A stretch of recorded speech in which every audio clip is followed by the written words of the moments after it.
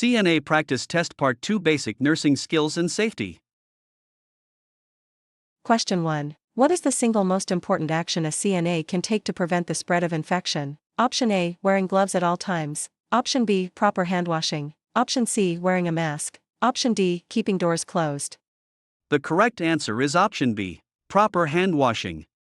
Hand hygiene, specifically proper hand washing with soap and water or alcohol-based hand rub, is the most effective way to prevent the spread of infections. Question 2. How long should a CNA vigorously rub their hands together with soap during hand washing? Option A. 5 seconds. Option B. 10 seconds. Option C. At least 20 seconds. Option D. 1 minute.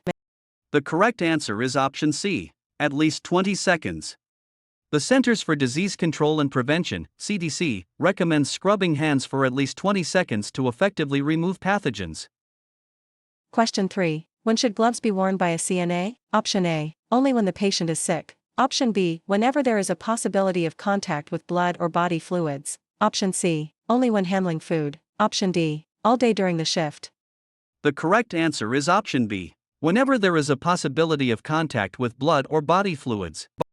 Standard precautions dictate that gloves must be worn whenever there is a risk of contact with blood, body fluids, mucous membranes, or non-intact skin. Question 4. What is the normal range for an adult's resting pulse rate? Option A. 40 to 60 beats per minute. Option B. 60 to 100 beats per minute. Option C. 100 to 120 beats per minute. Option D. 120 to 140 beats per minute. The correct answer is option B. 60 to 100 beats per minute. The normal resting heart rate for a healthy adult ranges from 60 to 100 beats per minute. Question 5. Which artery is most commonly used to measure the pulse rate in an adult? Option A. Carotid artery. Option B. Femoral artery. Option C. Radial artery. Option D. Brachial artery. The correct answer is option C. Radial artery. The radial artery, located on the thumb side of the wrist, is the most common and accessible site for measuring a routine pulse. Question 6. What is the normal range for an adult's respiratory rate? Option A. 8 to 12 breaths per minute. Option B. 12 to 20 breaths per minute. Option C. 20 to 30 breaths per minute. Option D. 30 to 40 breaths per minute. The correct answer is option B. 12 to 20 breaths per minute. A normal resting respiratory rate for an adult is 12 to 20 breaths per minute. Question 7. When measuring a patient's respirations, what is the best technique? Option A. Tell the patient to breathe normally. Option B. Tell the patient you are counting their breaths. Option C. Count the breaths immediately after taking the pulse without letting go of the wrist. Option D. Place your hand heavily on their chest. The correct answer is option C. Count the breaths immediately after taking the pulse without letting go of the wrist. Counting respirations without the patient's knowledge, by keeping your fingers on the radial pulse, prevents them from unconsciously altering their breathing pattern. Question 8. What does the systolic blood pressure represent? Option A. The heart at rest. Option B. The pressure when the heart contracts and pumps blood. Option C. The lowest pressure in the arteries. Option D. The pulse deficit. The correct answer is option B. The pressure when the heart contracts and pumps blood. The systolic pressure, the top number, measures the pressure in the arteries when the heart muscle contracts and pumps blood. Question 9. Which of the following blood pressure readings is considered hypertension, high blood pressure? Option A. 110/70 mmHg. Option B. 118/78 mmHg. Option C. 120/80 mmHg. Option D. 140/90 mmHg. The correct answer is option D. 140/90 mmHg. Hypertension is generally defined as a blood pressure reading of 130/80 mmHg or higher, making 140/90 clearly hypertensive. Question 10. What is the proper position for a patient when taking their blood pressure? Option A. Standing up. Option B. Sitting or lying down with the arm at heart level. Option C. Laying on their stomach. Option D. Arm raised above the head. The correct answer is option B. Sitting or lying down with the arm at heart level. The patient should be relaxed, sitting or lying down, with their arm supported at the level of the heart to ensure an accurate reading.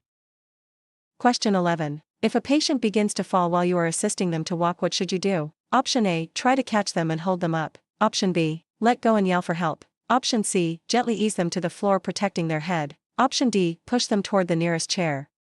The correct answer is option C. Gently ease them to the floor, protecting their head. Never try to catch a falling patient. as it can injure both of you. Widen your stance and gently slide them down your leg to the floor, protecting their head. Question 12. What is the first step a CNA should take if they discover a fire in a resident's room? Option A. Attempt to put it out with water. Option B. Rescue the resident from immediate danger. Option C. Pull the fire alarm. Option D. Run to the nurse's station. The correct answer is option B. Rescue the resident from immediate danger. Following the RACE acronym, rescue, alarm, contain, extinguish, the first step is always to rescue anyone in immediate danger. Question 13. What does the acronym PASS stand for when using a fire extinguisher? Option A. Pull, aim, squeeze, sweep. Option B. Push, aim, spray, sweep. Option C. Pull, align, squeeze, spray. Option D. Protect, alert, save, survive. The correct answer is option A. Pull, aim, squeeze, sweep. PASS stands for pull the pin, aim at the base of the fire, squeeze the handle, and sweep side to side. Question 14. Which of the following is considered a healthcare-associated infection? Hi. Option A. An infection the patient had before admission. Option B. An infection acquired after being admitted to the facility. Option C. A genetic disease. Option D. An allergic reaction. The correct answer is option B. An infection acquired after being admitted to the facility. A healthcare-associated infection, HI, or nosocomial infection, is one that a patient acquires while receiving treatment in a healthcare facility. Question 15. What is the best way to identify a patient before providing care? Option A. Check the room number. Option B. Ask the patient, "Are you Mr. Smith?" Option C. Check the patient's ID band and ask them to state their name. Option D. Assume you know who they are. The correct answer is option C. Check the patient's ID band and ask them to state their name. Always use at least two identifiers, such as checking the ID bracelet and having the patient state their name, to prevent providing care to the wrong person. Question 16. Which of the following is a sign of choking? Option A. The person is coughing loudly. Option B. The person cannot speak, cough, or breathe. Option C. The person is vomiting. Option D. The person is crying. The correct answer is option B. The person cannot speak, cough, or breathe. A person who is truly choking has an obstructed airway and will be unable to speak, breathe, or cough effectively, and may clutch their throat. Question 17. If a resident is having a seizure, what is the primary responsibility of the CNA? Option A. Hold the resident down to prevent shaking. Option B. Put a spoon in their mouth to prevent tongue biting. Option C. Move furniture away and protect the resident's head. Option D. Leave the room to get the nurse. The correct answer is option C. Move furniture away and protect the resident's head. During a seizure, never restrain the person or put anything in their mouth. Move hazards away and protect their head to prevent injury. Question 18. When transferring a patient from a bed to a wheelchair, where should the wheelchair be placed? Option A. On the patient's weak side. Option B. On the patient's strong side. Option C. Behind the bed. Option D. In the hallway. The correct answer is option B. On the patient's strong side. The wheelchair should be placed on the patient's strong, unaffected side so they can use their strength to help pivot and transfer safely.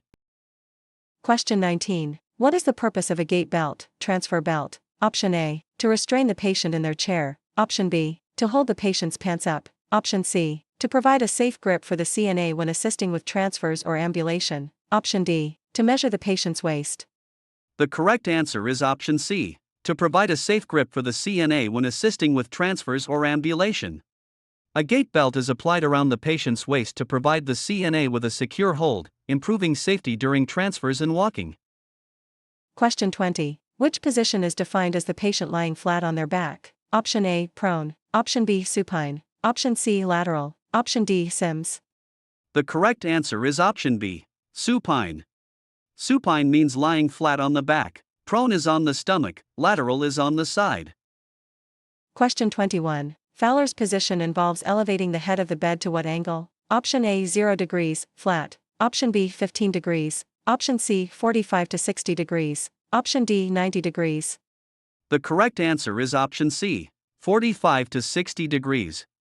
In standard Fowler's position, the head of the bed is elevated between 45 and 60 degrees, which promotes breathing and is comfortable for eating. Question 22. How often should a bedbound patient be repositioned to prevent pressure ulcers? Option A. Every 4 hours. Option B. Once a shift. Option C. Every 2 hours. Option D. Only when they ask. The correct answer is option C. Every 2 hours. Bedbound patients must be turned and repositioned at least every 2 hours to relieve pressure on bony prominences and prevent skin breakdown. Question 23. What item is used to dispose of used needles and razors? Option A, a regular trash can. Option B, a biohazard bag. Option C, a sharps container. Option D, the patient's bedside table. The correct answer is option C, a sharps container. All sharp items, such as needles and razors, must be disposed of immediately in a puncture-resistant, leak-proof sharps container to prevent injury. Question 24. Which of the following personal protective equipment, PPE, should be removed first after providing care for a patient in isolation? Option A, mask. Option B, goggles. Option C, gloves. Option D, gown. The correct answer is option C, gloves. Gloves are considered the most contaminated piece of PPE and should be removed first to avoid contaminating the hands, followed by hand hygiene. Question 25. What is orthostatic hypotension? Option A, a sudden drop in blood pressure when changing positions from lying to sitting or standing. Option B, high blood pressure caused by stress. Option C, a slow heart rate during sleep. Option D, a respiratory condition. The correct answer is option A, a sudden drop in blood pressure when changing positions from lying to sitting or standing. Orthostatic, postural, hypotension is a sudden drop in blood pressure when a person stands or sits up quickly, which can cause dizziness and fainting. Question 26. Which of the following is a symptom of hypoglycemia, low blood sugar? Option A, hot dry skin. Option B, fruity breath odor. Option C, sweating tremors and confusion. Option D, deep rapid breathing. The correct answer is option C, sweating tremors and confusion. Symptoms of hypoglycemia include cold/clammy skin, sweating, tremors, confusion, and dizziness. Hot, dry skin and fruity breath are signs of hyperglycemia.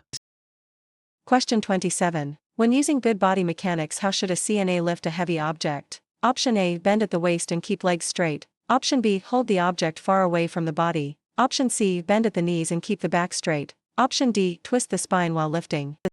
The correct answer is option C, bend at the knees and keep the back straight.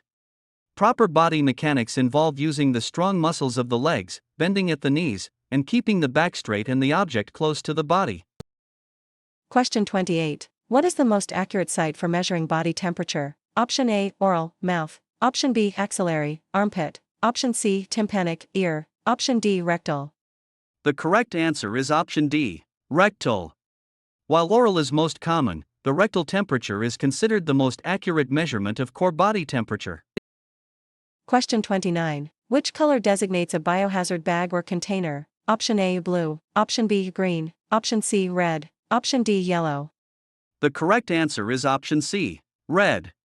Biohazard bags and containers are universally colored red or red-orange and marked with the biohazard symbol. Question 30. Why should the CNA ensure that the bed is in the lowest position before leaving a patient's room? Option A, to make the bed easier to make later. Option B, to prevent the patient from getting out of bed. Option C, to reduce the risk of injury if the patient falls out of bed. Option D, to keep the wheels locked. The correct answer is option C, to reduce the risk of injury if the patient falls out of bed. Leaving the bed in the lowest possible position minimizes the distance to the floor, significantly reducing the risk of severe injury if the patient falls.